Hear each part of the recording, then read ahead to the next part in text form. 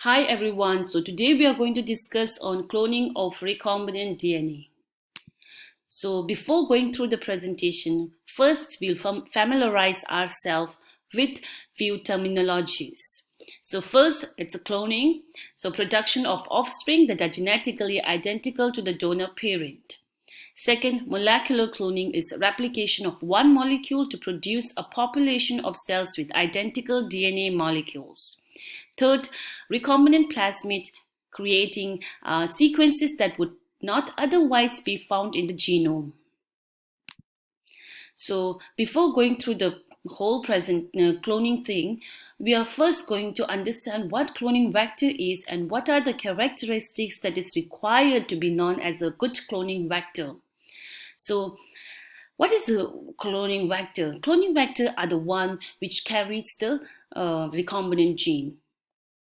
Here, plasmid is the one which carries the gene of interest. So, characteristics required to be known as a good cloning vectors are first, origin of replication, where polymerase binds and then then replicates the gene. Second is selectable marker. Selectable markers are here it is ampicillin and tetracycline resistant genes. So whichever bacteria that is transformed have resistance towards ampicillin and tetracycline, and in this way we can identify whether your colonies of bacteria is really transformed or not. And multiple cloning sites. Multiple cloning sites are the region where you have restriction sites. So we have our specific gene of interest where we'll incorporate into this region and cloning occurs. So fourth is the reporter gene. Reporter genes are usually in plasmid. We usually use LAGZ genes. So LAGZ genes are usually at this place, that is the multiple cloning site region. And what LAGZ does is, where in a normal condition, when there is no gene that is incorporated into this recombinant, into this LAGZ region, LAGZ produces or transcribes beta-galactosidase, which breaks the X-gal and formation of production of blue color occurs. So when we incorporate our specific gene into the multiple cloning site, the LAGZ region will get disrupted. Therefore, no production of beta-galactosidase occurs, and there is no blue color formation when blue formation occurs. Therefore, the colonies which are recombinant will not form any color and remains translucent, whereas the colonies which are not having recombinant gene will produce blue color. So next, so how do we decide on which gene we want to clone, or which gene we want to incorporate into the plasmid? So it depends on it depends on which gene you want to study. So for example, if you have a human cells which can be either extracted from tissues or can be extracted from the blood, so we lyse the cell and then isolation of mRNA is performed. Later, we'll convert the mRNA into cDNA by using primers called oligo-DT. As mRNA have poly-A tails at the end, if we use oligo-DT primers, which will specifically bind to the poly-A region, and then addition of complementary nucleotides will occur. And you can also use random hexamers, which are 6 sequence of any nucleotides, and formation of cDNA will occur. Next is, now, how do we decide which gene we want to clone and how do we dissect that specific gene. So what we will do is, as we have seen in the previous slide, that we have whole mRNA that has been transformed into cDNA library.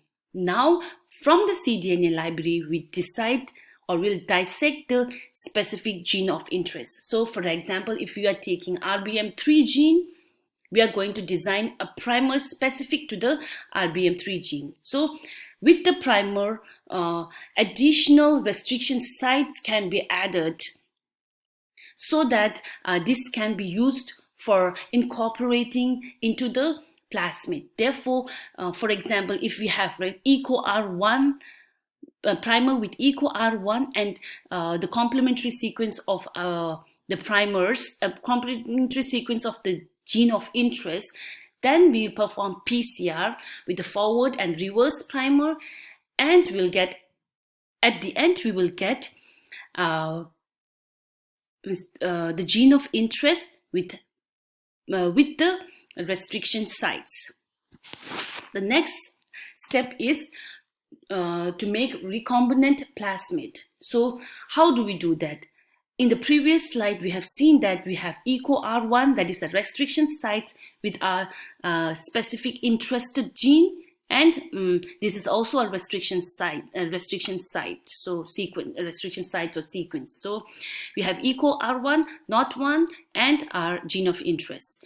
Now, before going through any processes, we have to first decide on plasmid. So we have to choose a plasmid which have EcoR1 and NOT1 region. So in this, what we'll do is we have a plasmid, we'll digest it by using restriction enzymes specific to the restriction site. So we'll use EcoR1 and NOT1 restriction enzymes and then digest the specific region. So you will get EcoR1, NOT1 here. And the next step is to ligate the plasmid with that of region of interest, a gene of interest. So this can be performed by incubating this the region of the gene of interest with that of plasmid, and add DNA ligase.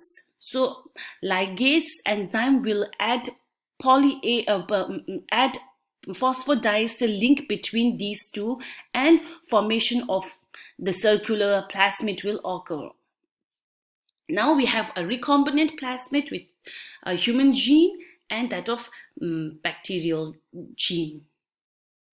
So the next step is transformation. Now, how we, as we in the previous slide, we got a recombinant plasmid, but how we will make the plasmid into multiple copies. So we are going to transform our plasmid in the bacteria. So this is a bacteria, and there are two methods of transformation, that is chemical transformation and electroporation. So in chemical transformation, we will first make our bacterial cell into a competent cell.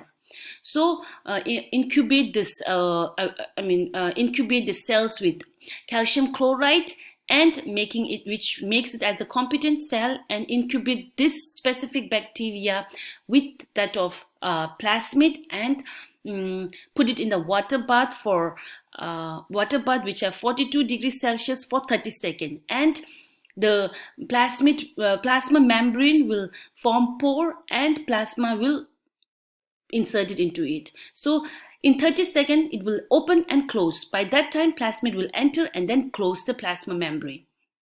Second is electroporation, wherein we are using electric shock instead of heat shock. So electric shock is given, same procedure will happen, and the plasmid will transform into the bacteria. And utilizing the bacterial physiological condition and the components required for replication, this specific recombinant plasmid will replicate and make clones, millions of clones. So now multiplication of plasma. As in the previous slide, we have seen that plasma enters the cell. This plasma will multiply and then forms clones of bacteria with the mm, recombinant plasmid. So in this whole presentation, we could understand that a good a good plasmid with with the characteristics like selectable marker, origin of replication, and reporter genes are required, and in the and selection of specific gene of interest and incorporating that specific gene into the plasmid, forming recombinant plasmid, transforming the recombinant plasmid into the bacterial cell, and make clones of this specific recombinant plasmid.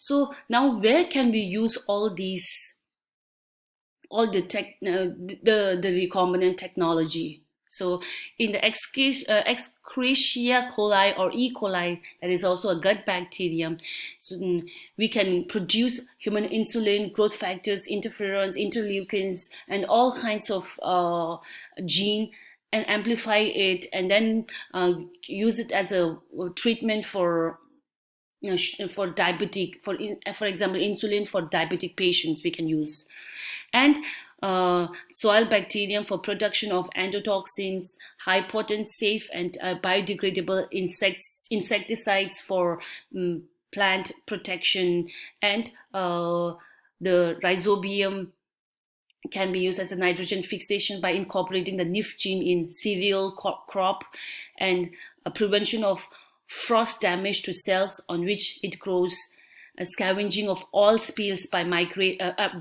digesting hydrocarbons of crude oil, and bioremediations like cleaning of pollutants in the environment, and production of enzymes, chitinase for biocontrol of fungal diseases in plants. So